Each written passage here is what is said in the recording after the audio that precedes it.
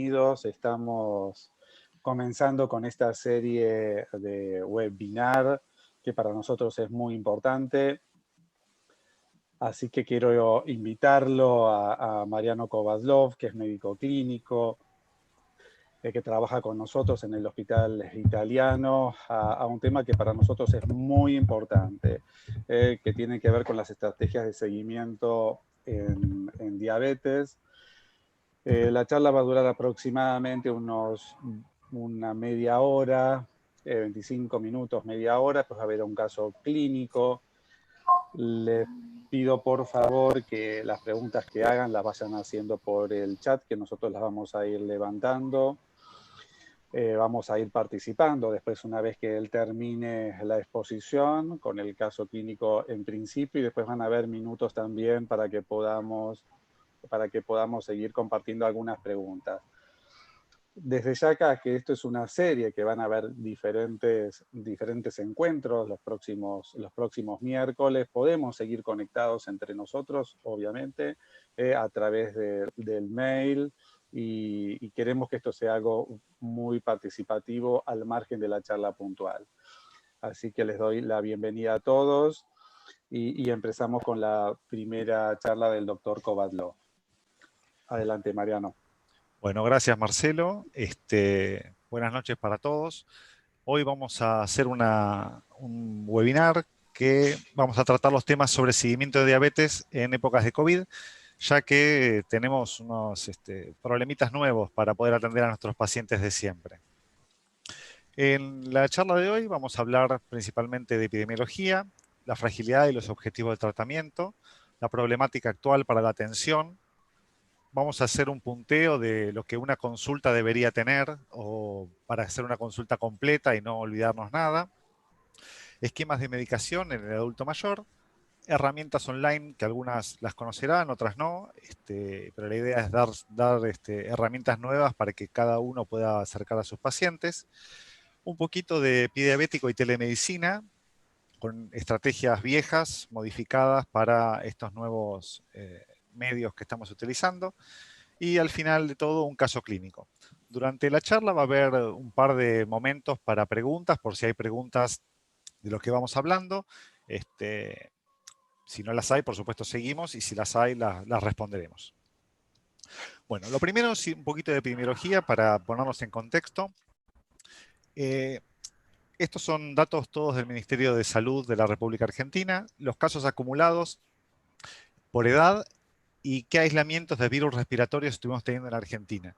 Se ve claramente que a partir de la mayoría de edad, de 18 años aproximadamente, prácticamente el único rescate que hay de virus respiratorios en pacientes es COVID. En los casos confirmados por edad y la tasa de contagio por grupo etario, se ve también que impacta principalmente a la población de la que vamos a hablar hoy. A partir de los 60 años, la tasa se dispara. O sea, son menos pacientes porque hay menos cantidad de pacientes por supervivencia, pero la tasa de contagio es mucho mayor que en otros grupos etarios. La tasa de letalidad, también por grupo etario, se ve que a partir de los 60, 55, 60 años, ya empieza a ser bastante elevada, mientras que en las primeras etapas de la vida la tasa de letalidad es extremadamente baja.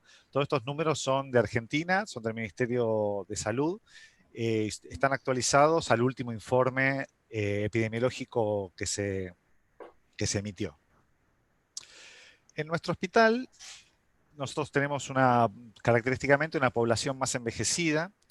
Se ve claramente que tuvimos 65% de casos leves, 17% de neumonía de curso favorable, 16% de cuadros graves y 4.6% que fueron a cuidados críticos. La edad promedio fue de 51 años de los pacientes atendidos confirmados por COVID, mientras que la media del país es de 36 años. Por eso nuestra población está bastante envejecida. Es una población cautiva que tenemos, que tienen bastante edad en general. Hasta la fecha hubo 23 fallecimientos con un promedio de edad de 89 años. Y todos tenían comorbilidades avanzadas, no eran pacientes sanos ni jóvenes los que fallecieron en nuestro hospital. La mortalidad en pacientes jóvenes sin factores de riesgo es solamente del 1% en los números generales, ¿sí? Estuve viendo varias publicaciones y todas confirman ese número. Me parecía bajo inicialmente, pero ese número está confirmado sobre todo en series de China y de Estados Unidos. Pero en la población que a nosotros nos interesa, se empieza a ver que la mortalidad en adultos mayores de 80 años es alta y llega a 21%. No hay diferencia de sexo significativas y la cantidad de pacientes COVID con diabetes es exactamente igual a la incidencia de diabetes en la población general. O sea, no se contagiarían más los diabéticos, ¿sí? Bueno, después de todos los factores de riesgo relacionados con COVID, la enfermedad cardiovascular y la diabetes son los que más impactan en la mortalidad de esta patología viral. Y los pacientes con diabetes presentan duplicado el riesgo de desarrollar variantes graves, con un 13% de mortalidad, en general, en todas las edades. Estos de vuelta son números del Ministerio de Salud. Se ve claramente que la diabetes esto es un reporte de pacientes fallecidos, y la diabetes es el principal factor de riesgo asociado con fallecimientos. Las conclusiones de todos estos gráficos, que traté de ser lo más sintético posible, porque en verdad hay millones de gráficos más para ver, que los pacientes con diabetes no se contagian más que la población general, pero sí tienen formas más severas. Y la edad y la diabetes son factores de riesgo importantes para desarrollar formas severas de COVID. Bueno, ahora vamos a hablar de un nuevo jugador. No solamente la edad y la diabetes entran en la ecuación de la mortalidad del COVID, y me parece que esto también divide las aguas dentro de geriatría. El paciente robusto y el paciente frágil. Son dos estadios de la vida de una persona, o del estatus de una persona adulto mayor, una característica de los pacientes que nos va a marcar a nosotros un montón de conductas y nos va a ayudar o no a la toma de decisiones, pero nos va a permitir estratificar a nuestros pacientes entre robustos y frágiles. Nosotros utilizamos la escala de fragilidad de Fried para poder evaluar a los pacientes. Evalúa 5 puntos, que son la pérdida de peso espontánea, el cansancio, la debilidad muscular, el enlentecimiento motriz y la hipoactividad. Y nos van a determinar si un paciente es robusto, prefrágil o frágil. En esta otra escala vemos que, dependiendo del estado de nuestro paciente, los objetivos, en el caso de hoy, de glucemia o de hemoglobina glicosilada, nos van a llevar a elegir a nuestro paciente para poder darle el tratamiento correcto con los objetivos adecuados para él. Bueno, ¿qué problemas antiguos tenemos y qué problemas nuevos tenemos en la consulta para llegar a esos objetivos que nos planteamos, ¿no?, con nuestro paciente? Tenemos ahora el peligro versus el beneficio de la exposición del personal de salud. O sea, ¿cuándo hacemos consultar a nuestro paciente? ¿Cuándo realmente es importante que venga a consultorio, y tanto por el personal de salud para ver pacientes, como por los pacientes por acercarse a los centros de salud? El acceso a la consulta. Nosotros en Buenos Aires estamos en este momento en una cuarentena donde la movilidad a través de la ciudad se ve reducida, y no todos los pacientes tienen la posibilidad de realizar cómodamente las consultas o los traslados dentro de la ciudad. La correcta estratificación de pacientes, qué paciente tengo, es fundamental para poder decidir qué es lo que vamos a hacer. Tenemos nuevas herramientas que tenemos que aplicar a nuestros pacientes y a los sistemas en los que estamos utilizando. El diagnóstico es un problema de siempre, pero ahora se ve bastante entorpecido por los nuevos problemas que tenemos para acceder a nuestros pacientes a la consulta habitual. El miedo es algo que últimamente estamos viendo un montón. Los pacientes no quieren consultar, y eso es una barrera a franquear en la consulta, tanto presencial como en la teleconsulta. Los nuevos canales, las pautas de alarma adecuadas. Tenemos que tener las pautas de alarma muy adecuadas para poder dárselas a nuestros pacientes y que todo esté muy claro. Tenemos que educarlos, lograr que ellos tengan parte del control de su tratamiento y de su diagnóstico, porque ellos van a ser muchas veces las herramientas que nosotros vamos a usar para aportar los datos que necesitamos para llegar a nuestro diagnóstico. El automonitoreo es una herramienta fundamental para este tipo de situaciones. Tenemos que conciliar objetivos, tanto explicarle al paciente qué es lo que estamos buscando, cómo lo vamos a conseguir, qué tiempos vamos a tener para conseguir esos objetivos y por qué. Porque eso nos va a llevar a que el paciente colabore y nos ayude a nosotros a poder tratarlo. Y principalmente, como el examen físico ahora está bastante dificultoso de realizar, el foco va a ser el interrogatorio. El interrogatorio tiene que ser redundante y tenemos que poder llegar a obtener las respuestas que nosotros necesitamos del paciente o de sus familiares. ¿Cuáles son los problemas generales del confinamiento? La dieta poco saludable, el aumento del sedentarismo, el acceso y el manejo de la tecnología en los diferentes grupos etarios. No es lo mismo una persona joven que maneja todos los elementos de tecnología que un paciente anciano que quizá no puede ver o no sabe utilizar o no le interesa o no confía en ese tipo de tecnologías.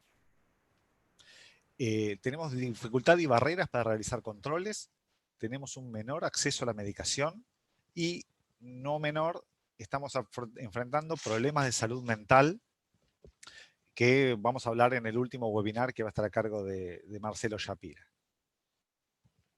La telemedicina en diabetes y en pacientes complejos, en varios trabajos tipo review que se hicieron, demostró que tiene costo-efectividad, que la compliance del médico y del paciente es muy buena, tiene posibilidad de atención sincrónica y asincrónica.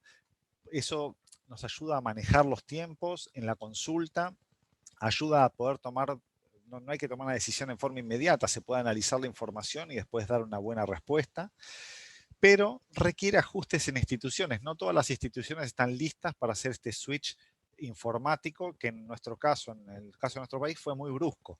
O sea, si bien había proyectos de telemedicina en muchas instituciones, pasó de ser un proyecto piloto a ser un proyecto masivo. ¿Sí? También los médicos tenemos que aprender a utilizar esas tecnologías y los pacientes también. La penetrancia y el desarrollo de la tecnología depende, como dije antes, de jóvenes, maduros y mayores. En el grupo etario que más necesitamos exponer a la tecnología son en los mayores, pero en el que vamos a tener mayor efecto va a ser en los maduros, que son la gente más permeable a estos cambios y con más posibilidades de realizarlo.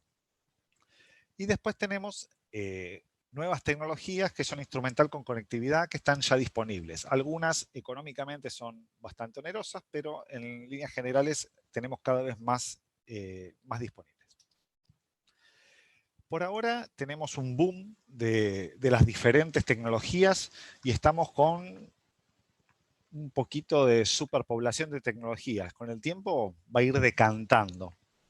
Pero necesitamos también analizar después qué impacto tiene cada una de estas tecnologías que vamos a ir utilizando. En este momento no estamos analizándolo demasiado, pero con el tiempo yo creo que vamos a ir teniendo esa información. La compliance y el empoderamiento de los pacientes es fundamental para que puedan atenderse por este tipo de nuevas tecnologías.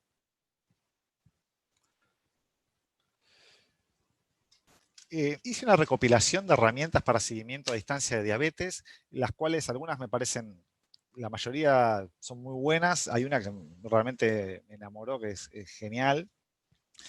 Tenemos desde contadores de hidratos de carbono, que son pequeñas aplicaciones que ayudan al paciente a determinar qué cantidad de hidratos de carbono tienen.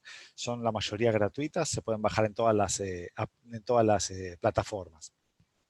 Tenemos un diario para diabetes, que es MySugar, que se puede hacer todo un registro de la cantidad de hidratos de carbono ingeridos y de los valores de glucemia y se puede exportar en forma de gráficos para entregar a los médicos, por ejemplo. Los glucómetros eHealth de Xiaomi son los más baratos de todos, permiten el monitoreo de glucemia con el celular y enviar la información directamente al médico. Esta aplicación, que es Band, es una aplicación genial. Tiene particularmente dos características que me encantan. Una es que relaciona el ejercicio, la alimentación, la medicación y la glucemia, y aplica algoritmos predictivos sobre cómo va a estar. Entonces ayuda al paciente a que sepa cómo se modifica su glucemia con los cambios que va teniendo. Los glucómetros Bluetooth comunes, estos son más fáciles de conseguir en todos lados. Y este es el glucómetro que más me gusta. Es un monitor de glucosa continuo, es subcutáneo, y la particularidad que tiene es que tiene conexión activa con 5 dispositivos. Se usa más que nada en chicos. Cuando hay sin llegar a hipoglucemia, hay una tendencia a la hipoglucemia. Por ejemplo, el paciente tenía 100 de glucosa y ahora tiene 90 y al rato tiene 80, ya emite una alerta para los cuidadores, los maestros, la directora de escuela o los padres para que para que tengan la información y actuar antes de la hipoglucemia. Y redes sociales para diabetes donde se pueden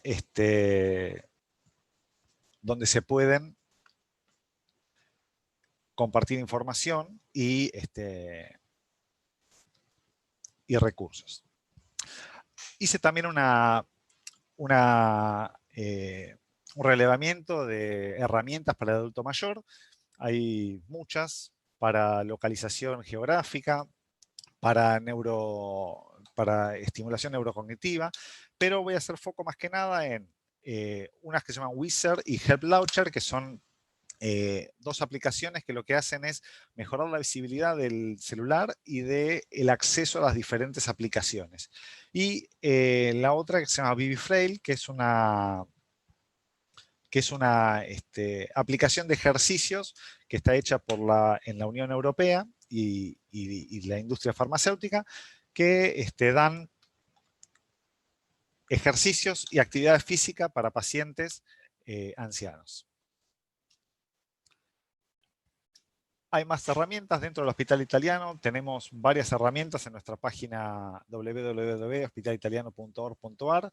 Hay desde libros gratuitos hasta notas, guías de aplicación de insulina, cómo manejar nueva medicación, gimnasio virtual, entre otras cosas, de otras herramientas y materiales. Con respecto al pie diabético, quise puntualizar también sobre esta problemática.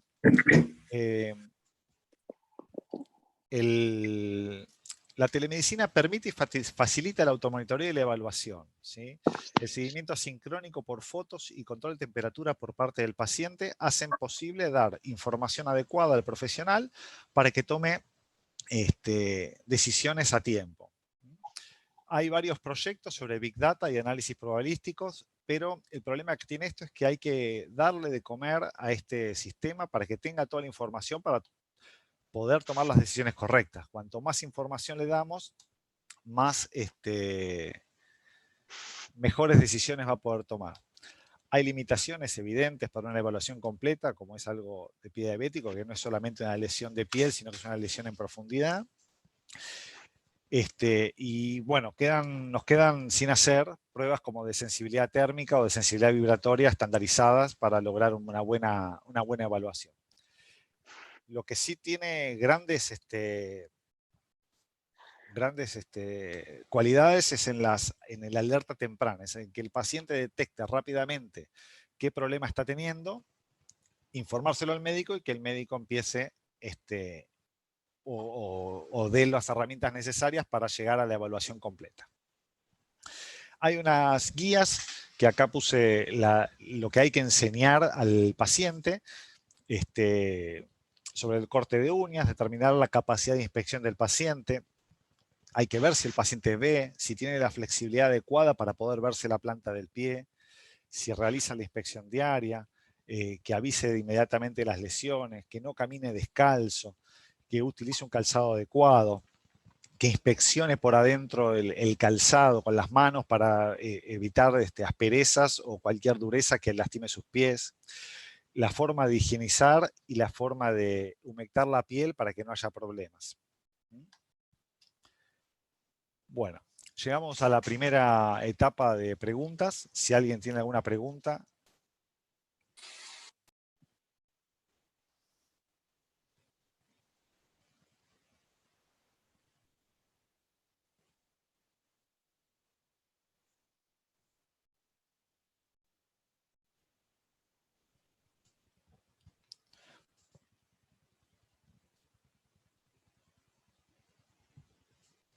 Bueno. A ver, Mariano, a ver, Sí. si te propongo lo siguiente, que Sí. escriban las preguntas eventualmente ahí en el chat para poder después hacerlas, así vamos avanzando. ¿Dale? Sí. Dale, fenómeno.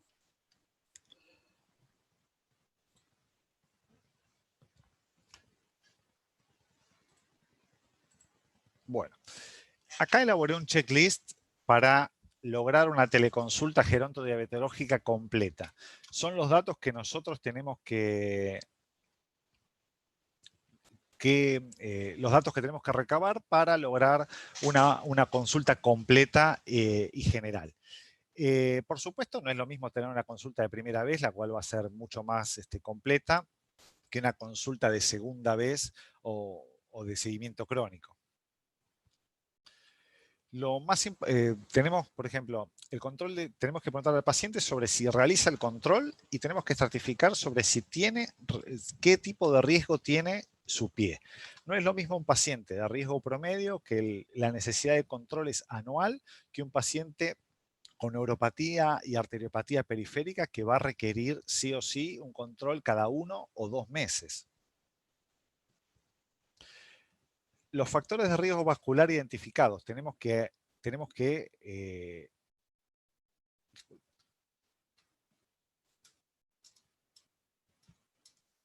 Los factores de riesgo vascular tienen que estar identificados y los tenemos que poner en la consulta para tenerlos siempre a la vista y poder tomar decisiones con respecto al paciente.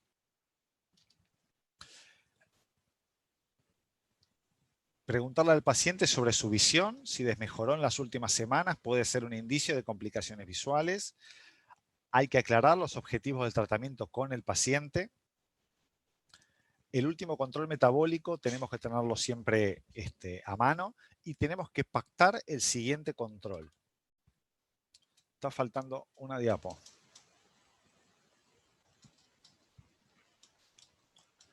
Bueno, en la diapo que no estoy encontrando ahora,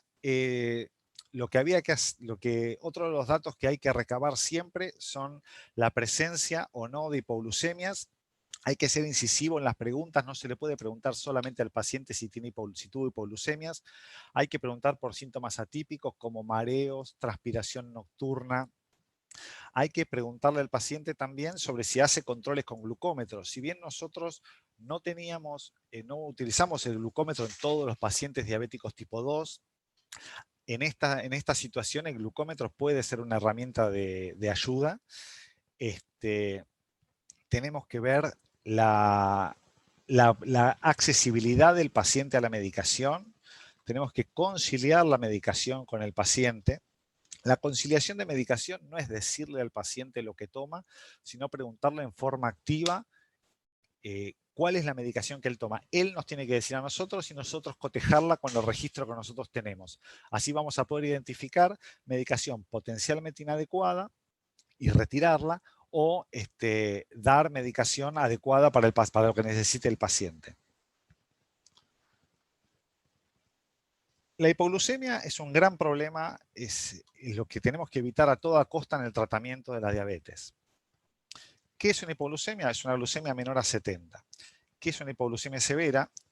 Generalmente empieza con glucemia capilar menor a 57 miligramos, pero en el caso de geriatría es más importante la segunda parte de la definición, que es toda hipoglucemia que requiera ayuda de un tercero para su manejo. Eso nos va a determinar una situación que es bastante frecuente, que es todo paciente dependiente, o sea, cualquier paciente frágil que requiera de un tercero para todas sus actividades, toda hipoglucemia, sin importar el valor de glucemia, va a ser severa. Entonces hay que evitarlas en todos los pacientes diabéticos, pero más en los pacientes diabéticos ancianos. La hipoglucemia se divide, los síntomas de hipoglucemia se dividen en dos. Los síntomas autonómicos, que son los dependientes de adrenalina, palidez, sudoración fría, irritabilidad, hambre, temblor, piloerección, náuseas, palpitaciones, ansiedad e hipertensión. Tiene una característica que estos síntomas son más precoces porque son por las hormonas contrarreguladoras que tratan de evitar la hipoglucemia, pero lo que tiene es acostumbramiento. El paciente, si hace muchas hipoglucemias a repetición, estos síntomas tienden a desaparecer. Cada paciente tiene su hipoglucemia. Cada paciente tiene sus síntomas y él va a aprender cuándo tiene una hipoglucemia y cuándo no. Y después tenemos los síntomas neuroglucopénicos. Estos síntomas son directamente por la falta de glucemia en el cerebro y son síntomas neurológicos: mareos, visión borrosa, incoordinación, confusión, dificultad en el habla y motora, que pueden similar un foco neurológico, cefalea, convulsiones y coma. Los síntomas neuroglucopénicos son muy importantes y son los más graves de la hipoglucemia. ¿Cuál es el tratamiento de la hipoglucemia?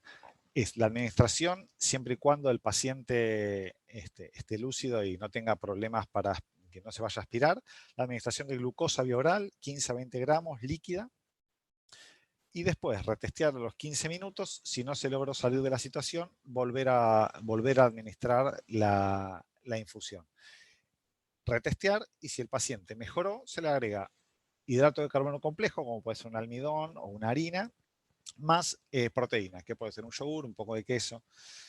Y en algunos casos seleccionados, sobre todo en pacientes que tienen hipoglucemias severas, van a tener glucagón, pero es una droga muy cara que hay que tenerla en la heladera y es difícil. Generalmente los pacientes no tienen glucagón disponible, salvo que sean diabéticos tipo 1 o con historial de hipoglucemias a repetición o sean demasiado lábiles.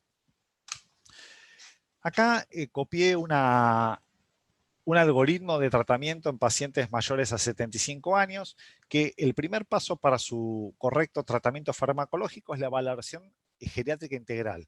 Nos va a ayudar paso a paso, viendo si tiene insuficiencia renal, si tiene enfermedad cardiovascular, si tiene una demencia moderada o grave, nos va a mostrar cuál es el camino. Si nos centramos en la parte verde del algoritmo, vamos a ver que en la primera línea está la metformina, los inhibidores de la dipeptidasa 4, que son la diaglitina, por ejemplo, y la insulina. Y después, como paso 3, aparte de se puede utilizar la insulina, el paso 3 van a aparecer los agonistas GLP-1 como el exenatide, por ejemplo, y la pioglitazona, que en pacientes mayores está el problema de la osteoporosis, y la insulina. En el lado rojo, si bien se pueden utilizar y no hay una contraindicación absoluta, vamos a tener las glinidas, las sulfonilureas, que son las que tienen mayor posibilidad de hipoglucemias, que es, como dijimos antes, una situación que hay que evitar. Este es otro algoritmo que lo interesante es que hace foco en las modificaciones de estilo de vida. En este grupo etario, las modificaciones del estilo de vida son extremadamente útiles y funcionan muy, muy bien. Bien. ¿Cuáles son los objetivos de la continuidad del tratamiento? Evitar las hipoglucemias a toda costa, la educación del paciente para el autocontrol de hipoglucemias del pie y la regulación, hasta la regulación de la insulina. Los pacientes con suficiente cantidad de educación pueden manejar la insulina tranquilamente, hasta inclusive mejor que nosotros. Acercar herramientas nuevas como las que mostramos hace un rato y las no tan nuevas como el glucómetro para empezar a utilizarlas ahora. El control de la medicación, la conciliación, eliminar y no iniciar medicaciones potencialmente inadecuadas es un objetivo también primordial, porque siempre todo el mundo pone medicación, nadie saca. Hay que estar alerta a síntomas atípicos, hay que estar muy muy atento a los pacientes en cómo describen los síntomas, porque a veces hay que reindagar y estar seguros que no estamos dejando pasar por alto alguna situación clínica que merezca la atención. Y lograr una evaluación de las capacidades del paciente para tener un tratamiento acorde a su entorno y sus capacidades. Porque quizá el paciente no está con capacidad para hacer un tratamiento de insulina intensificado, pero si su entorno tiene la lucidez y la cercanía suficiente, se puede dar tratamiento de insulina no intensificada, pero sí basal, por ejemplo, que requiere monitoreo activo por parte del paciente y su entorno. Bueno, vamos a ver las preguntas que dejaron acá. Con respecto al Alejandra Karina Pelusoni, deja una pregunta que es respecto al recuento de carbohidratos, ¿cómo se entrena al paciente? Nosotros habitualmente tenemos guías que se le entrega al paciente donde hay simplemente una tabla donde dice qué tipo de alimento tiene, cuántos carbohidratos tiene por unidad de volumen. Y el paciente hace la cuenta manual. Las aplicaciones tienen ya los diferentes alimentos, se le pone la cantidad de gramos que se va a ingerir, a veces también son por volumen o se dice el tamaño de lo que va a comer, y la aplicación le da un estimativo de la cantidad de hidratos de carbono. Ante una úlcera, Claudio Massa pregunta, ante una úlcera diabética, ¿cuál es el mejor tratamiento para lograr un mejor tejido de granulación? Bueno, hay un montón de herramientas, tenemos desde el vacuum, que sería lo más tecnológico, cirugía de debridamiento, tenemos los gel hidrocoloides, la limpieza de la herida y lo más importante y más barato de todo es la descarga de la zona. Hay que sacar la presión de la zona para lograr que empiece a cicatrizar. Después el cuidado de la herida tiene que ser durante largo tiempo en líneas generales.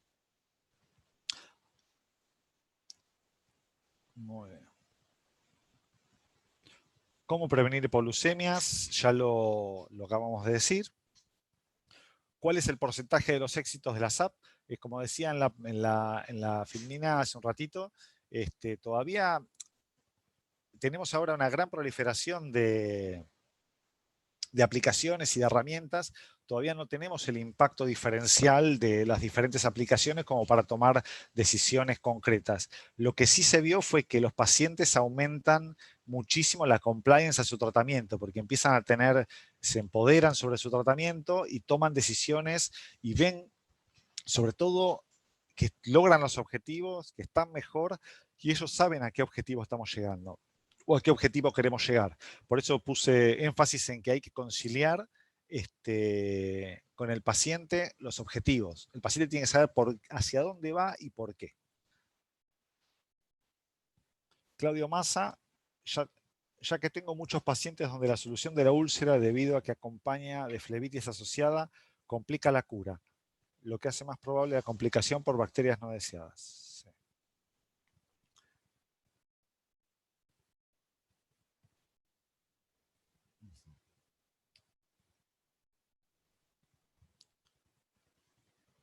K-88 pone cuál es la tasa de éxito en su experiencia personal que ha tenido con la aplicación de estas herramientas tecnológicas, sabiendo lo complicado que puede ser enseñar a un adulto mayor a utilizarlas.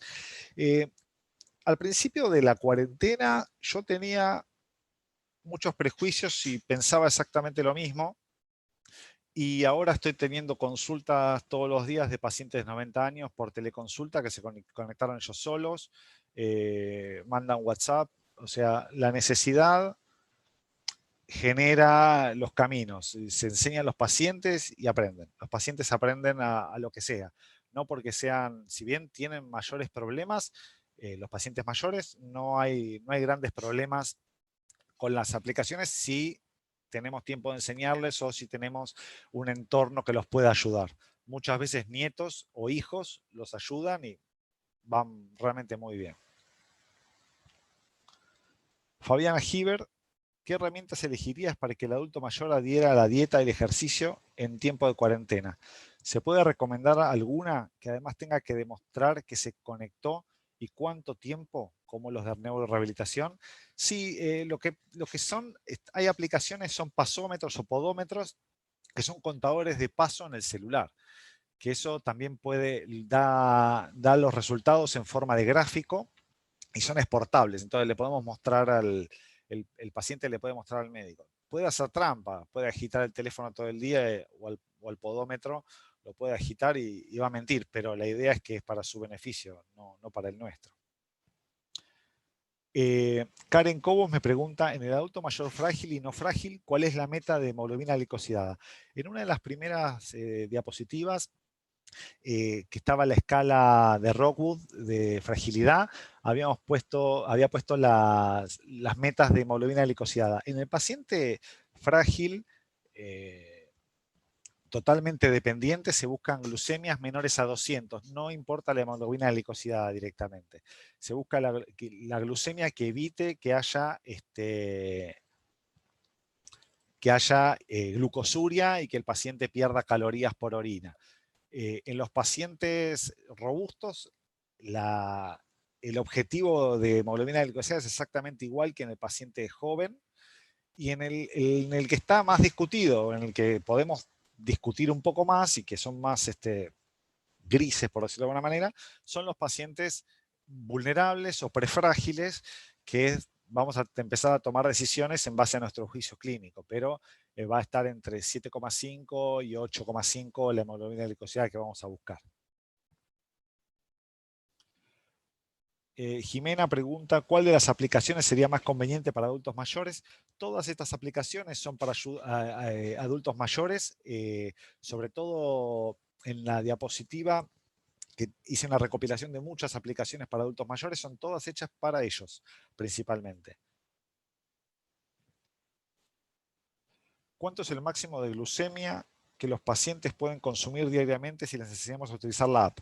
Depende del tratamiento que tengamos. O sea, lo ideal es que de la ingesta calórica total, el 60% sean hidratos de carbono, en lo posible complejos y mezclado con fibra insoluble para mejorar el índice glucémico. O sea, depende de las calorías que necesita comer el paciente. Si el paciente tiene que hacer 1800 calorías, tenemos que hacer el 60% de la ingesta calórica, tienen que ser hidratos de carbono complejos. Siempre se usa el esquema del plato, que lleva la mitad de verduras, un cuarto del plato son hidratos de carbono complejos y el otro cuarto son de proteínas, tratando siempre de buscar alimentos de buena calidad. ¿Sí? O sea, tratar de que la proteína sea pescado y no que sea carne, o que las verduras sean variadas, que los hidratos de carbono también tengan otros agregados que los hagan más interesantes. Por ejemplo, que en vez de ser arroz blanco, sea arroz integral.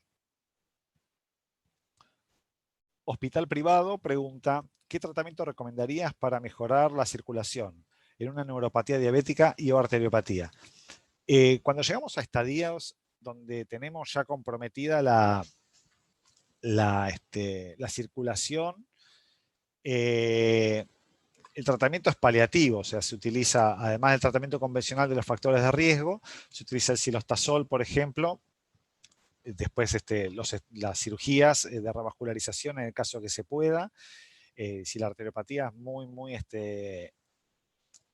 difusa, no hay tratamiento, pero el ejercicio, sí hay tratamiento, pero me refiero, no tiene demasiado efecto. El ejercicio y el entrenamiento constante pueden hacer que haya neovasos y que la circulación colateral aumente. Yasmín pregunta, si un adulto mayor está frágil y está consumiendo un análogo GLP-1, como por ejemplo el liraglutide, pero ya no puede pagarlo ni pagar el DPP-4, ¿por cuál recomendás que lo reemplace o por qué esquema se empieza? Además, toma metformina 1 gramo cada 12, es decir, que un día deja de aplicarse el liraglutida y al siguiente, ¿qué otro fármaco? Primero que nada, dependiendo del estado del paciente, el objetivo que estemos buscando, podemos cambiar por insulina, es gratis. En este país está subvencionada por el Estado y se puede utilizar insulina, se pueden usar los inhibidores del DPP-4, se pueden utilizar el acarbose, pero trae es difícil de conseguir y trae muchísimos efectos adversos gastrointestinales. Pero el ejercicio y la dieta son aliados muy, muy importantes en este grupo de pacientes. Bueno, vamos al caso clínico. El paciente consultó a un código verde, o sea, llamó a domicilio a un médico, que fui yo, por pérdida de fuerza de miembros inferiores de 5 días de evolución. El paciente es un hombre de 92 años, hipertenso, diabético, con dislipemia y fibrilación auricular. Con estos datos todavía no nos alcanza para tomar una buena decisión. La medicación que toma es aspirineta de 100, atenolol de 25, metformina de 1500, la glicazida de 30 y la hidroclorotiazida de 25. Con esto se plantean varias cosas. Yo ya puedo identificar con la medicación posibilidades de complicaciones y posibles explicaciones del cuadro del paciente. Alguien, si quieren ir participando por el chat, pueden ir poniendo teorías conspirativas sobre qué es lo que tiene este paciente. Un poquito de su red: vive con su esposa de 90 años con trastorno de la marcha, reciben ayuda del encargado del edificio para las compras, no salieron de su casa en toda la cuarentena y los hijos los visitan semanalmente. Esto me ayuda a identificar un poquito más qué tipo de paciente tengo y qué cosas yo voy a poder hacer o no con respecto a la red que tengo identificada de este paciente. El ABD y el ABDI referidos por la esposa y el paciente están conservados. El paciente estaba lúcido en el momento de la evaluación, tiene caídas frecuentes, utiliza andador hace unos años después de una fractura de cadera. Yo, con esta información que tenía ahí, pude identificar que el paciente se encontraba en la escala de Rockwood que habíamos hablado al principio, como un paciente vulnerable o un paciente moderadamente frágil, ¿sí? En el examen físico, que lo realicé con un equipo de protección personal 2 completo, el paciente estaba afebril axilar y oral. En el caso de los pacientes adultos mayores, la toma de temperatura oral es más fidedigna que la axilar por la más baja circulación cutánea. Tenía buena entrada de bilateral, se ocultó concienzudamente al paciente.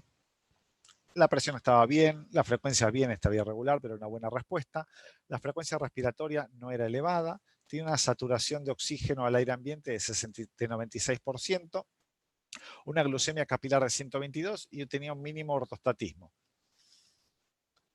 La debilidad era simétrica en miembros inferiores, no podía levantarse de la silla, no tenía foco motor, no tenía meningismo, no tenía dolor lumbar, no tenía disuria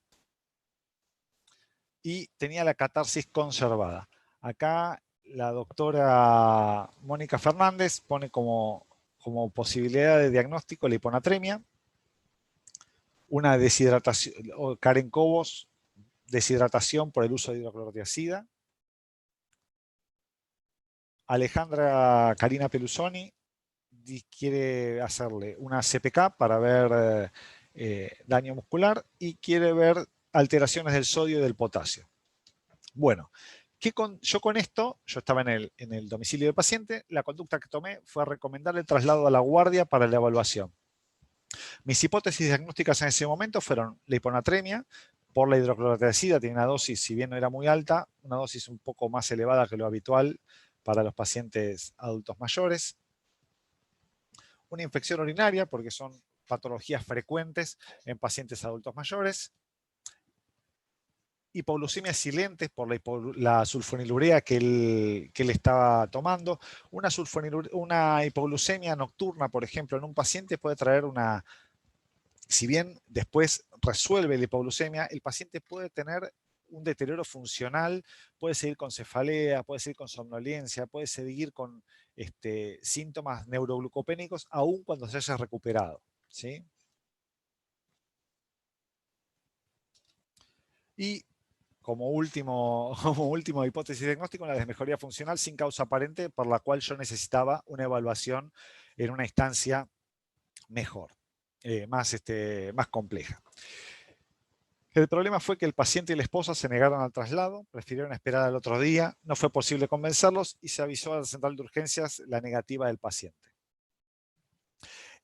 Acá tienen Mercedes puso como posibilidad de diagnóstico una hipoglucemia, muy bien, y sarcopenia por la pandemia, por la cantidad de días que estuvo internado.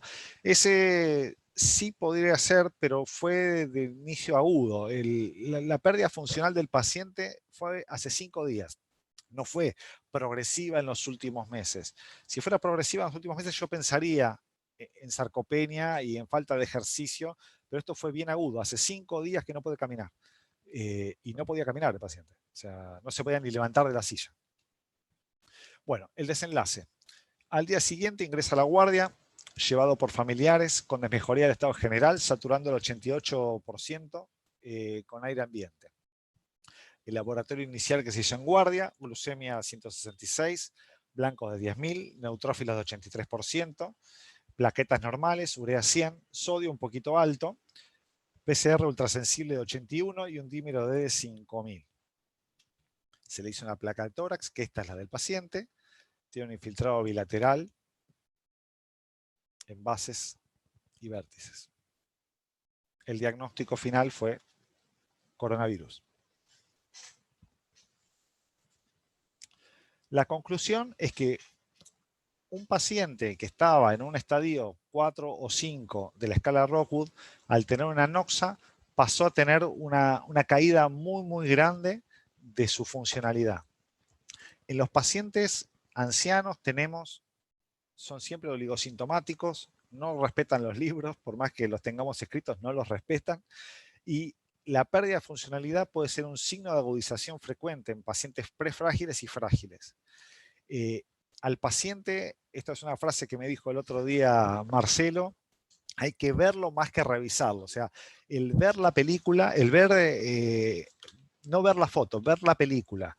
El paciente estaba sin caminar. ¿Hace cuánto no está sin caminar? ¿Cómo estaba antes? ¿Cómo está ahora? Porque si no, no vamos a poder llegar a una buena conclusión. Este paciente falleció después de 4 días de internación en terapia intensiva. Pero bueno, igualmente el diagnóstico precoz no hubiera cambiado nada, pero igualmente estaban dadas las pautas de alarma adecuadas como para hacer el diagnóstico. Bueno, a ver, hay un par de preguntas. Acá alguien dijo COVID, muy bien, era una clase de COVID, así que tenía que terminar en COVID. La debilidad, me pregunta si la debilidad es asimétrica. Sí, la debilidad es asimétrica. Y el paciente, acá en hospital privado, dice que si tiene FA sin anticoagulación, estudiaría la médula. Un infarto medular es raro, podría ser, pero sí, podría ser. Y Claudia Alonso me felicita. Si no fuera amiga mía, genial. Bueno, si tienen, ya terminamos, con esto termina el webinar. Espero que les haya interesado, que les haya gustado. Cualquier pregunta que tengan ahora o que quieran hacer, mi mail es mariano.kovalov@hospitalitaliano.org.ar para cualquier pregunta.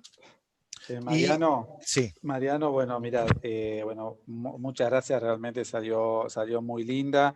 Hay un montón de preguntas que quizás no pudimos por una cuestión de tiempo poder mostrar, pero yo lo que les propongo es lo siguiente, ya sea a Mariano o si no utilizar el email que estaba en el flyer para mandar las preguntas, y ya vamos a utilizar también eventualmente si somos muchos, vamos a ir generando un chat donde vamos a ir contestando algunas cosas que quizás sería bueno que profundicemos en el transcurso de la semana. Uno, cosas vinculadas con el tema de la actividad física, cosas prácticas, o sea, cómo lo podemos ayudar a los pacientes. Nosotros tenemos videos que estuvimos generando a partir de estas últimas semanas que lo podemos hacer de uso masivo. cuestiones vinculadas con el tema de la dieta también, con cosas bien prácticas, cómo indicarles cosas más allá de las calorías y todo, pero con cosas prácticas, cómo los podemos ayudar a los pacientes y a sus cuidadores. Y también el otro tema que tiene que ver con el cuidado de la piel, ya sea cosas muy sobre cremas en sí de utilización, y eventualmente ya cuando para prevención, y eventualmente cuando el paciente ya tiene una úlcera que utilizar. Por otro lado, cosas que también vamos a poder profundizar es en cuanto a la medicación, y básicamente vinculado con el tema de las dosis. Entonces yo lo que les propongo es lo siguiente, al email que está en el flyer, que nos manden sus contactos, y nosotros estos 3, 4 puntos los vamos a ir viendo, los vamos a viendo un poco más en detalle, y seguimos con las preguntas. Esto no termina aquí, sino esto recién empieza. Recién empieza, esta es la primer charla, y como les dije al principio, lo que más queremos es generar un vínculo con todos ustedes, y bueno, y que todos podamos disfrutarlo y aprender todos de todos, o sea, también de las recomendaciones que ustedes tengan y que vean que es de utilidad y que nos puedan mandar a nosotros las vamos a difundir también. Bueno, muchísimas gracias y los esperamos la semana que viene. Hasta luego.